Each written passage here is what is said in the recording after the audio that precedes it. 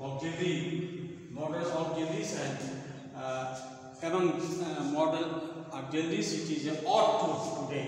Ought to. This model is very important. इससे moral obligation का बोध होता है. मॉरल ऑब्लिगेशन क्या होता है, पहले आप इसको समझिए. मॉरल ऑब्लिगेशन में जो हमको समाज में करना चाहिए, which we as a human being ought to do. हम आदमी हैं, हमको जो करना चाहिए, what is the sanction by society, तो उसको हम कहते हैं मॉरल ऑब्लिगेशन. तो जैसे पहला है कि she ought not to speak so badly. She ought not to speak so badly. उसको इतना खराब बोलना नहीं चाहिए था. उसको इतना खराब बोलना नहीं चाहिए था. तो that means it is her moral duty to speak nicely, not so badly. तो ought not का प्रयोग होता है चाहिए की सेंस में. जैसे दूसरा है he ought to have respected you. उसको तुम्हें इज्जत करनी चाहिए थी. he should have respect you. he should have respected you. तो अब इसमें क्या मॉरल ऑब्लिगेशन होता है. मॉरल ऑब्लिगेशन मतलब in a society you have to respect the elders और someone who is important in society. तो he ought to have respected. उसको रिस्पेक्ट करना चाहिए था. It is a moral duty. तो इस सेंस में इसका प्रयोग होता है ought to का. अब दूसरा प्रयोग है ड्यूटी. सिर्फ ड्यूटी के लिए भी होता है. जैसे we ought to meet our teachers today. आज हमको टीचर ने बुलाया है और it is our duty to meet him today. तो ये ड्यूटी का सेंस भी देता है. एक कर्तव्य बोध भी कराता है. कर्तव्य बोध बहुत अच्छा शब्द है.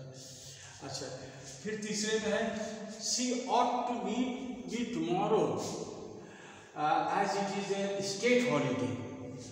तो ये प्रोबेबिलिटी बताता है. प्रोबेबिलिटी मतलब अनुमान कि उसको हम मिलना चाहिए. आज मुझे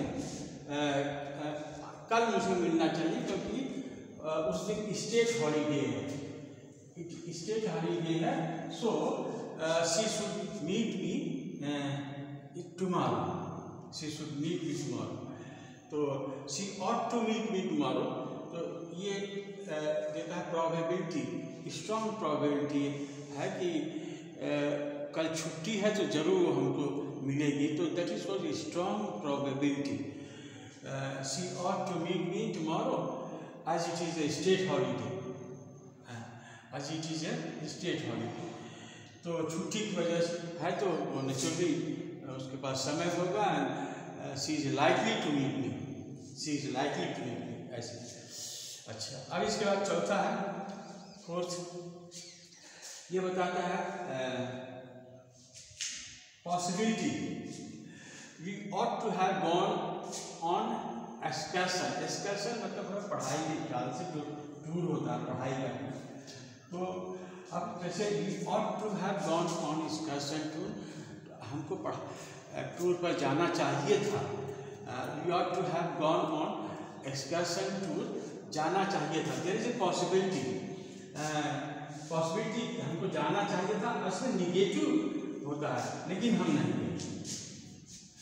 we ought to have gone on excursion. हमको वहाँ जाना चाहिए था लेकिन हम यहाँ पर हैं, क्लासरूम में हैं. तो दैट ऑल्सो निगेटिव इम्प्लीकेशन देता है.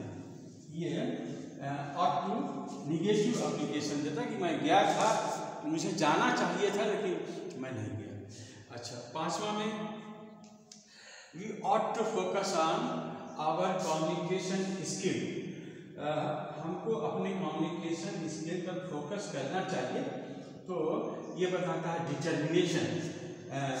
That communication skill is a very important thing. Is so we are determined to speed up our communication skill. तो we ought to focus on our.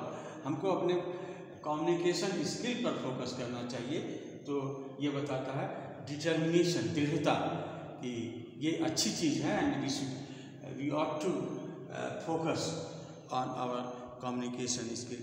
So guys, this is all for today in reference to in relation to this ought to.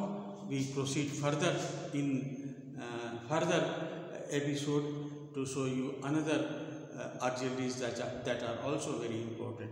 Thank you.